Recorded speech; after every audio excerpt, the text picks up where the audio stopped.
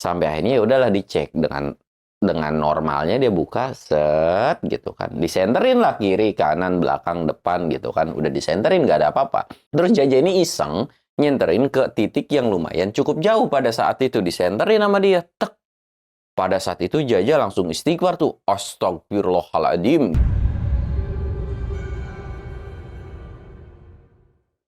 Assalamualaikum warahmatullahi wabarakatuh. Balik lagi di channel Samsul Mister Horror. Dongeng horor gue kali ini, gue bakal nyeritain tentang Ilham Junior dan si Jaja nih. Dan buat kalian yang penasaran dengan ceritanya, kalian wajib tonton video ini sampai habis. Dan jangan lupa like, comment, subscribe, dan share video gue ke banyak orang. Jangan lupa juga nyalain lonceng notifikasinya biar kalian gak ketinggalan video terbaru tentang gue. Dan buat kalian yang mau ikutan open trip, kalian bisa kunjungi Instagram gue di bawah sini. Dan buat kalian yang mau lihat video vlog gue juga, kalian bisa lihat di bawah sini. Dan nggak usah banyak basa-basi lagi, kita mulai ke segmen donor. Dongeng horor dimulai.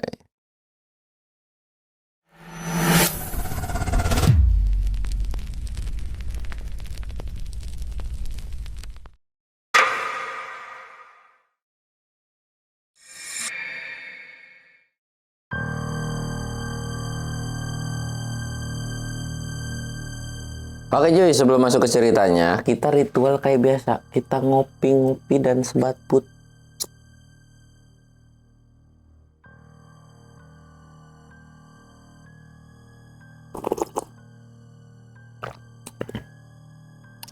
Gue mau ngasih tahu ke kalian buat yang giveaway gunung gratis itu akan diumumin setelah lebaran. Karena gunungnya baru buka di setelah lebaran, jadi hal yang harus wajib kalian ikutin adalah follow dulu akun Instagram gue, baru nanti akan diumumin. Jadi itu syarat wajibnya gitu ya.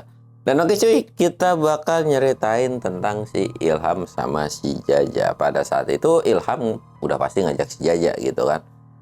Ja, kita naik yuk, dia bilang gitu kan. Mana nih?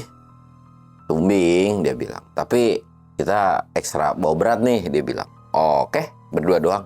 Yalah berdua aja lah. Lagian kita kan nggak punya tim gitu kan. Kita berdua aja cukup kayaknya. Oh, ya udah deh. Mau jalur mana? Sumbing itu kan banyak opsinya ya. Ada beberapa jalur, banyak lah. Ada Bowongso, ada Kali Angkrik Butuh, ada Garung. Wah, pokoknya banyak dah. Banyak aja. Ya, yang enak jalan mana ya? Gue sih pengennya ngecampnya di kawahan gitu, tapi nggak di kawahnya banget gitu kan.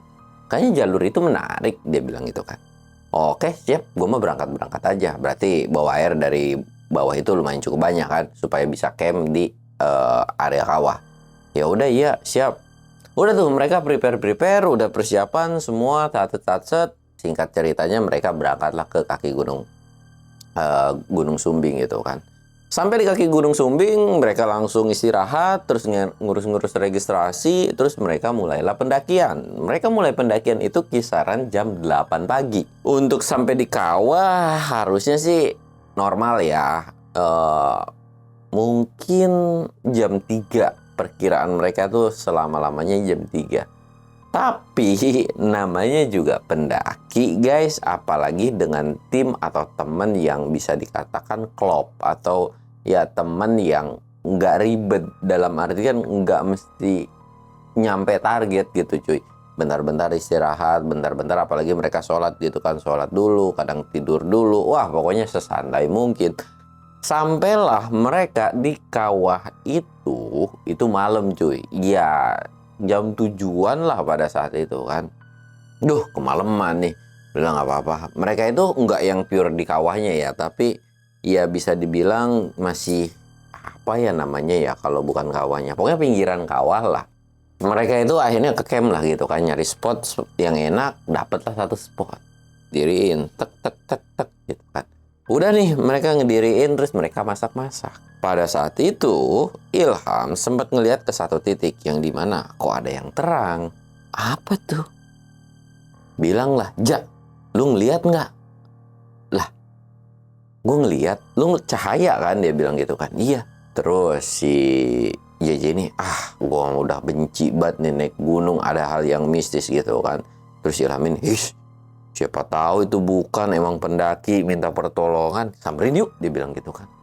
Samperin lu. Kagak usah ngadi-ngadi dah. Tapi lu ngeliat kan itu cahaya, berarti bukan halusinasi atau bukan demit nih. Ini pasti cahaya senter gitu kan. Bener sih. Gue juga mikirnya begitu, cuman kadang-kadang kalau disamperin suka ngilang.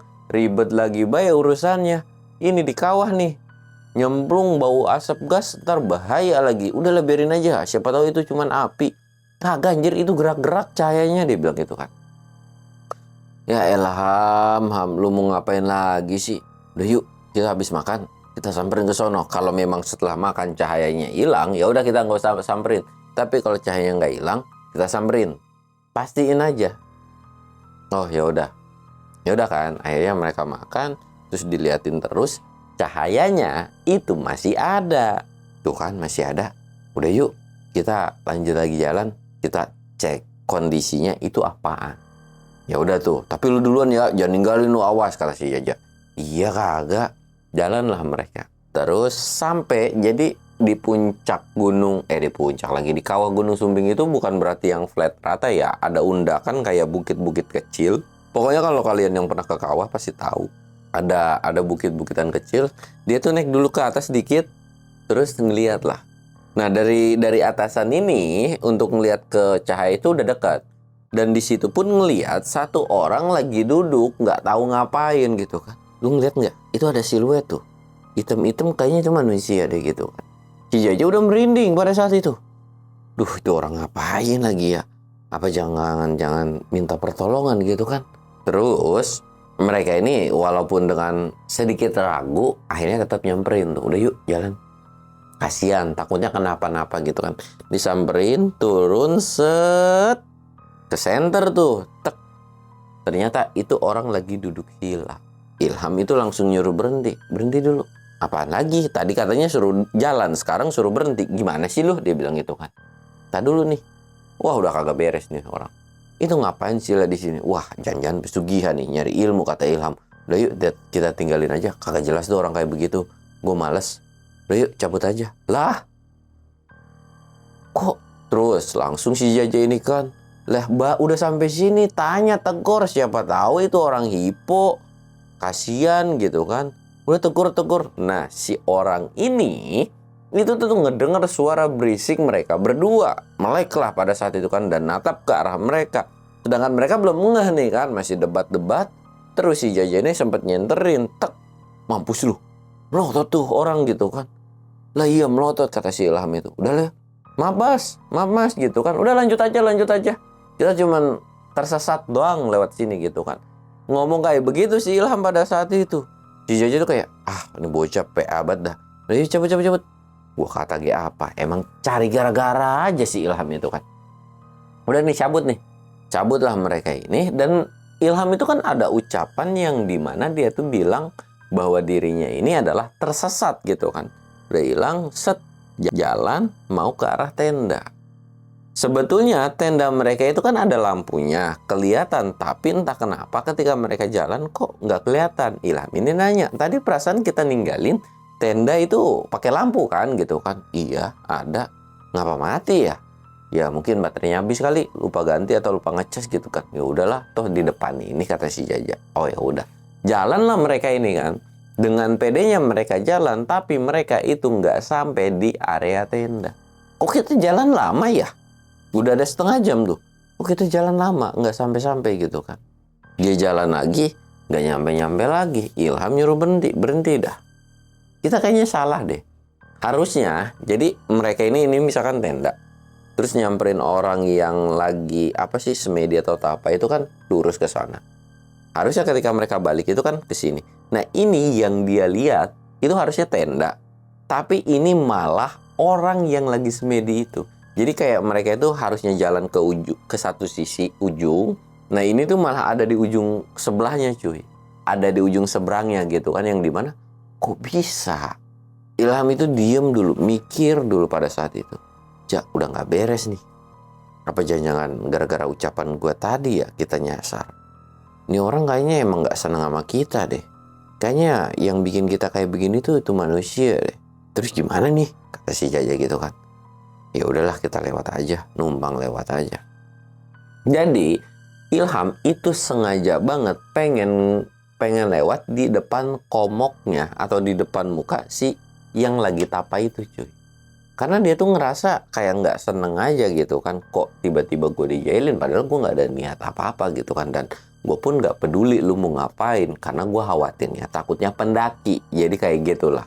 Singkatnya, mereka itu tetap jalan lah. Walaupun udah tahu kondisinya mereka ini lagi disasarin atau dimuter-muterin gitu kan. Jalan, dan jaraknya mungkin ada sekitaran 2-3 meter dari si petapa itu. Dan si Ilham itu sengaja banget ngelewat depan dia. Misi mas. Terus Ilham juga langsung to the point. Saya nggak ada niatan ganggu sampean. Apapun yang sampean mau lakuin, itu terserah sampean. Jadi, saya cuman nyamperin sampean itu gara-gara takutnya pendaki, ada orang hilang dan sebagainya butuh pertolongan, saya mau nolongin. Tapi karena emang sampean tujuannya berbeda, ya udah, saya juga nggak akan ikut campur. Jadi, tolong kita masing-masing aja. Kata Ilham kayak gitu cuy. Karena Ilham udah tahu feelingnya itu ke orang tersebut. Terus, tapi tiba-tiba si orang petapa ini atau yang lagi semedi ini melotot dan bilang, harusnya kalian itu nggak perlu ikut campur dengan apa yang saya urus. lah kan si Ilham udah ngomong dia kagak ikut campur gitu kan, dan kagak tahu juga itu orang lagi semedi di situ. Terus si orang itu juga, Kalian udah lancang, berani ngeganggu ritual saya. Dan penunggu di sini pun udah mulai nggak senang gara-gara ritual saya ini gagal. Dan termasuk saya pribadi pun nggak suka sama kalian. Jadi kalian akan menerima akibatnya. Ilham langsung melotot.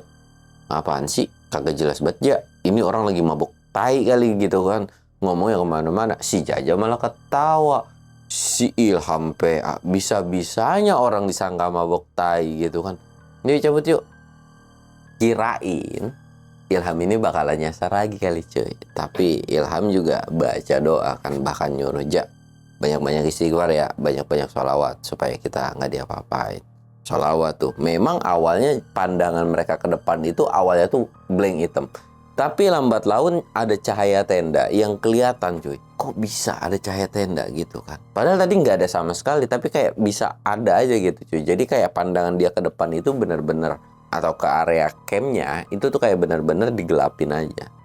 Dan itu tuh kayak, kok bisa kayak gini? Ham, kata si Jaja, udah nggak apa-apa. Yuk jalan, dan sampailah mereka di area tenda. Ketika sampai di area tenda, mereka masih ngobrol-ngobrol tuh. Dan ketika ngeliat ke satu titik yang sebelumnya, itu tuh Ilham ini bilang, lu lihat ya, orang yang tadi semedi itu nggak ada. Lah, iya, kemana tuh orang hilangnya? Lah mana gue tahu, nyari tai kali biar mabuk lagi gitu kan, kata si Ilham. Ilham ini emang agak PA cuy, si Jaja tuh kayak, aduh, gue mau kagak ngerti sama lu, ham gitu kan. Lu doyan rajin sholat tapi aduh, dia bilang gitu kan, cocote. Ya kan kagak apa-apa, lagian kan gue ngomong kayak gini juga sama lu doang, sama orang mah kagak, dia bilang gitu kan.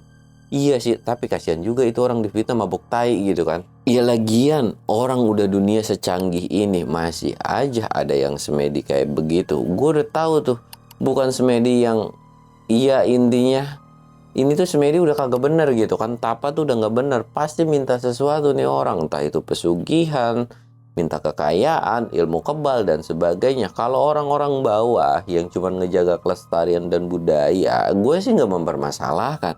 Tapi kalau orang udah minta aneh-aneh sama setan, menurut gue itu udah mabok. Di si Ilham bilang, dia sih bener sih. Terus gimana nih? Itu manusia kemana? Lah mana gue tahu. Cuman sih feeling gue dia bakalan rese sama kita ya. Ya udah tuh kan. Terus gimana? Ya udahlah. Tapi kita jaga-jaga ya. Gue takutnya dia melakukan hal aneh-aneh gitu kan. Si Jaja ini punya pikiran liar. Lu tadi ngeliat ada sajam nggak? Atau golok nggak? Aduh, gue kok jadi ngeri ya. Gue ngeri dia apa-apain gitu kan. Dijadiin tumbal. Mana dikawah lagi pas banget gitu kan. Si Ilham ini bilang, udah, insya Allah nggak akan ada apa-apa, dia bilang. Bener ya? Iya, nggak akan ada apa-apa. Ya udah tuh. Akhirnya mereka ngobrol-ngobrol. Sampailah jam 11, mereka ini memutuskan untuk tidur. Udah yuk tidur. Ya udah yuk tidur.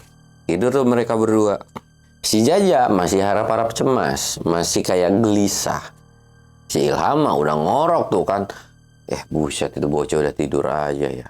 Ya udah dah, gue juga coba tidur. Cuman ketika matanya lagi mejam, belum lelap ya, dia tuh udah ngedenger suara langkah kaki, terus nyenggol-nyenggol. Kayak ngasih isyarat, dia nggak ngomong juga, nggak kayak ham pelan-pelan, nggak, tapi kayak nyenggol doang. Ilham mungkin pada saat itu ngeh kali kan, tapi dia masih cuek aja. Ih, dalam hati si Jaja, banget nih bocah, kok diem aja. Nah, siluet dari dalam tenda itu kelihatan tuh cuy. Ada kayak orang jalan kan. Mampus dalam hati si Jaja. Tapi gue juga, iya kalau dia macem-macem mah gue bakalan bela diri. Bodoh amat dah, masa iya 2 lawan 1 kalah sih gitu kan. Ya udah tuh diem. Cuma lewat doang, nggak ada gangguan apapun lagi, dan udah nggak ada suara apapun lagi kan. Ah, ya udah kali aman. Ditungguin tuh pada saat ada yang lewat itu, ditungguin kisaran 10 menit, baru juga ngeleyap tuh cuy, kayak udah mau nyenyak gitu kan. Tiba-tiba tendanya itu ada yang mukul tuh. Jaja kaget dong dan panik, langsung ngebangunin si Ilham. Ham, bangun Ham, tenda ada yang mukul gitu kan. Terus Ilham ini, iya gue juga ngerasa itu panjang banget. Dan Jaja takut, tapi Ilham juga cek yuk, takutnya ada hewan buas gitu kan. Iya, namanya juga di hutan, di gunung gitu kan, bukan berarti iya, walaupun macan nggak mungkin ke situ, ya bukan berarti ya kalau lagi iseng macannya gitu kan bisa aja gitu. Sampai akhirnya ya udahlah dicek, dengan normalnya dia buka set gitu kan, disenterin lah kiri kanan belakang depan gitu kan, udah disenterin nggak ada apa-apa. Terus Jaja ini iseng nyenterin ke titik yang lumayan cukup jauh pada saat itu, disenterin sama dia. Tek. Pada saat itu Jaja langsung istighfar tuh, astagfirullahaladzim gitu kan. Ternyata ketika disenterin di kawahan ini itu kan ada tebingan nih. Nah, ada yang tinggi, besar, gede banget di tebingan itu. Matanya sih nggak merah menyala, cuman memang kayak lagi ditatap aja. Dan beda banget kalau itu tuh bukan awan, bukan kabut, bukan tebingan. Jadi beda banget pada saat itu kan. Ham, itu apa Ham? Kok gue kayak dipelototin sama apa sih, sama buto ya, dia bilang gitu kan. Terus Ilham ini juga nengok kan, astagfirullahaladzim, terus jikir. Sampai akhirnya udah kelar jikir tuh, Ilham ini nyuruh, yaudah masuk. Udah kan, masuk tuh. Ketika masuk lagi, ternyata tendanya ini goyang-goyang cuy. Tendanya goyang-goyang, udah kayak gempa. Ilham juga mulai kesel kan, aduh apaan lagi sih kok ganggu gua gitu kan. Sedangkan Ilham pada saat itu udah punya pikiran bahwa yang ngeganggu ini adalah orang yang tadi mereka temuin gitu kan. Akhirnya Ilham ini nyuruh si Jaja, ayo keluar. Keluarlah mereka berdua gitu kan, nengok kiri kanan, nggak ada apa-apa, bahkan sosok tersebut pun nggak ada. Tapi ketika mereka mau masuk lagi ke dalam tenda, bahwa dirasa udah aman, tiba-tiba ada suara ketawa. Hahaha gitu kan, udah kayak suara ketawa aja gitu. Nah di situ mereka ini langsung nengok ke belakang. Lu ya, kata si Ilham kan, lu apaan sih, mau apa lagi, gua itu nggak ada urusan sama lu. Gue tuh cuman, tadi kan udah gue jelasin, gue nyamperin lu tuh nggak ada niatan apapun. Jadi stop ganggu gue, jangan sampai batas kesabaran gue hilang. Terus dia tuh nyuruh, Ja, kasih perhitungan Ja lah. Tuman gitu kan, tabuk sekali mah nggak apa-apa gitu kan. Si Jaja juga udah kesel karena emang matanya udah ngantuk. Disamperin lah petantang penteteng si Jaja ini kan. Ketika disamperin, headlampnya kan dari jauh mah nggak terlalu kelihatan jelas gitu kan. Ketika mau disamperin, tak, jir, apaan tuh? Kok serem gitu kan? Balik lagi ngibrit si Jaja ini kan. Gila lu Ham, itu bukan orang anjir. Lah terus apaan? Wah, lu mah ngadi-ngadi baik. Itu mukanya serem, hancur. Ah, bodo amat, gua gak mau gitu kan. Terus di situ pun tiba-tiba ada suara lagi nih cuy. Ada suara. Ini adalah akibatnya dari kalian, karena kalian telah mengganggu ritualku. Suaranya itu berlawanan, bukan dari sosok yang ada di depan, melainkan di belakangnya si Ilham. Ilham ini langsung nengok kan. Oh, jadi lu di situ. Terus Ilham pun ngerasa bahwa ketika diajak ngobrol, sosok yang di belakangnya ini tuh kayak ada pergerakan. Jadi kayak, iya mau macem-macem lah, mau aneh-aneh sama mereka berdua. Di situ si Ilham ini bilang, Ja, di sini gue minta tolong sama lu. Lu adepin itu orang yang di depan. Kalau memang dia ngasih perlawanan, lu pukul Lu cabut bulu hidungnya, lak-lakannya lu sentil, kupingnya lu jambak, dia bilang gitu kan. Siap. Tapi bener kan itu manusia? Iya bener. Lah dia kan sakti, bisa sama setan. Kagak ada sakti-saktinya. Udah lu lawan aja dulu. Ntar kalau urusan menang sama kalah sama belakangan gitu kan, dia udah ngeganggu nih. Di situ pun akhirnya si Jaja nurut kan, walaupun badannya agak sedikit gemeteran. Sedangkan Ilham akan fokus sama si orang yang di belakang atau sosok yang di belakang ini cuy. Yang menurut pengakuan si Jaja ini serem. Dan kita akan beralih ke si Jaja. Jaja ini jalan pelan-pelan, memastikan dulu bahwa yang di depan ini adalah manusia gitu kan. Lah iya ini mah bener nih, manusia nih. Lu ya udah dikasih hati minta jantung lu. Gua tadi cuma numpang lewat, gua memastikan doang dan gua nggak ada tujuan aneh-aneh atau gua nggak ada tujuan macem-macem sama lu. Jadi udah stop nih. Terus manusia ini tuh malah nyeringai. Kalian berdua akan saya jadikan tumbal di tempat ini. Sambil ketawa gitu kan. Terus si Jaja ini enak aja lu tumbal. Gue belum kaya, gue belum pengen mati. Wah lu udah macem-macem ya ngeganggu istirahat gua. Terus juga tiba-tiba mau dijadiin tumbal. Kalau gua kagak apa-apain juga gua tidur kagak bakalan nyenyak. Lu rasain nih biar kata badan gua kecil karena tonjokan gua mah buset deh. Kagak bakalan bisa tidur nyenyak lu selama 7 hari gitu kan. Loncatlah si Jaja ini dan mukul. Ya bisa dikatakan mukul tuh. Tek. Langsung teriak si Jaja. Gitu kan. Ilham langsung nengok. Ngapa sih lu Ja? Kayak cewek banget gitu kan. Tangan gue sakit anjir. Udah kayak nunjuk batu. Kata si Jaja kan. Aduh. Makanya sebelum apa-apa baca bismillah. Udah tahu itu dibantu sama setan gitu kan. Lu masih kagak ada bismillah acan gitu kan. Oh gitu ya. Oke deh.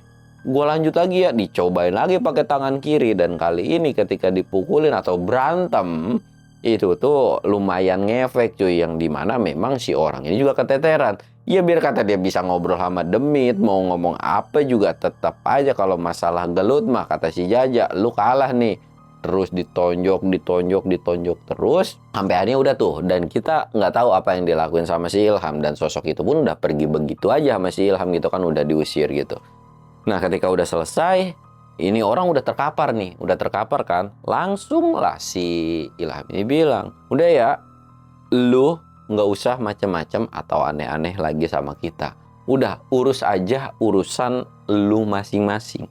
Lu mau semedi, lu mau betapa, lu minta kaya, lu minta kebal, uruslah urusan lu. Gua nggak ada ikut campur. Tapi jangan pernah ganggu gua. Toh gue pun nggak ganggu lu. Di awal gue bukan berniat mengganggu lu. Cuman memastikan. Takutnya ada pendaki yang kemalaman nyasar dan sebagainya. Gue selaku manusia cuman mau nolong. Dan kalau lu memang punya urusan di gunung ini. Ya udah silahkan lu lakuin dan jangan ganggu kita. Tapi cuy ini orang udah dipukulin sama si Jaja. Bukannya sadar malah ketawa-ketawa dan makin jadi. Langsung nengok ke si Jaja. Ja beri lagi. Si Jaja pada saat itu nggak mukul, tapi dia tuh ngelakuin hal konyol. Bukannya mukul, malah nyentil di bagian biji. Cetas! Jangankan itu orang tuh langsung kayak teriak sekencang-kencangnya mules. Sedangkan si Ilham yang kagak, yang cuman ngelihat doang, dia pun langsung mules kan. Si Daglok, bisa-bisanya ya. Dan di situ langsung nggak sadarkan diri cuy. Ya, mohon maaf nih, kalau laki itunya udah disentil atau dipukul, wah mulesnya itu udah bisa pingsan cuy. Terus si Jaja nanya, ini gimana nih? Udah ambil tali, ikat. Diikat lah, kan nurut kan si Jaja ini. Terus si Ilham bilang, lu ngapa sih nyentil biji orang? Capek gue mukulin, tangan gue pada sakit tuh, pada merah gitu kan. Apa ya? Gue sampai mules gara-gara lu. Akhirnya dibawa tuh diseret kan, digotong sampai di sebelah tenda. Gimana nih? Udah kita ngopi dulu dah. Segelas berdua gitu kan, udah ngopi, kita masuk kita tidur. Ya udah ngopi tuh kan, terus ngeliatin aja. Itu orang nggak sadarkan diri cuy, gara-gara disentil bijinya. Dipukul-pukulin masih bisa ketawa gitu kan, masih bisa ngancem.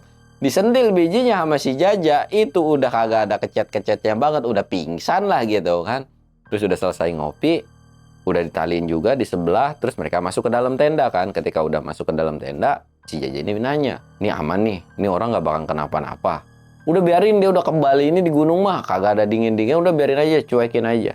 Udah dicuekin kan, mereka ini istirahat dan tidur lah pada saat itu. Mereka ini kan ya istirahat gitu kan, bangun lah subuh kan emang udah kewajiban gitu kan, sholat subuh, bangun. Terus Ilham sebenarnya udah tahu. Ya udahlah, nggak ada gitu. Karena sosoknya itu udah nggak ada cuy, atau manusianya udah nggak ada. Terus si Jaja juga bangun kan, terus dia kaget. Orangnya kemana? Lu lepasin. Lepasin. Udah sholat dulu, ntar kita ngobrolnya. Sholat lah mereka sholat subuh. Setelah selesai sholat subuh, pas dicek, yang ditaliin itu bukan manusia, melainkan batang pohon yang gede banget pada saat itu. Di situ, di kawah itu, ada pohon ya paling segede-gede tangan gitu kan. Nggak ada pohon yang batangnya itu gede banget. Itu tuh kayak batangnya tuh segede manusia cuy. Dan itu cuman tok kayak tinggi manusia, ya udah segitu doang. Kok bisa? Kagak ngerti gue juga, udah biarin. Mungkin dia pesulap kali, udah kita fokus aja. Terus si Jaja ini nanya, terus gimana nih? Kita turun jam berapa? Habis zuhur aja kali ya, habis sholat zuhur baru kita turun. Ya udahlah, sepakat gitu kan. Si Jaja sempat nanya lagi kan, kira-kira kita aman nggak? Aman, insya Allah nggak apa-apa gitu kan. Ya udah tuh, mereka happy-happy, mereka senang-senang, mereka jalan-jalan. Dan si Jaja sempat penasaran dengan lokasi yang sebelumnya mereka papasan dengan si manusia kagak jelas ini nih. Terus Jaja ini bilang kan, gue penasaran deh sama tempat lokasi dia, gue pengen tahu ada sesajen apa aja atau di mana sih. Dan mereka itu nyamperin kan, karena mereka inget jelas banget tentang apa ya, kayak bukitan kecil gitu. Mereka itu jalan dan ketika dicek itu adalah kawah cuy, bener-bener pure kawah yang dimana ada asap, baunya juga nggak sedap gitu kan. Di situ tuh kayak harusnya nih orang di sini gitu kan. Dan kok bisa semalam itu kita nggak ngeliat kawahan ini atau kepulan asapnya itu nggak ada gitu. Nggak mungkin nih kepulan asap itu tiba-tiba hilang begitu aja kan. Si Ilham juga manggut bahwa memang di sini seharusnya gitu kan. Tapi mereka nggak mau terlalu mikir panjang. Ya udahlah biarin aja, cuekin aja gitu kan. Terserah dia punya ilmu apa, bodo amat, gue kagak ada urusan gitu. Udah selesai, set.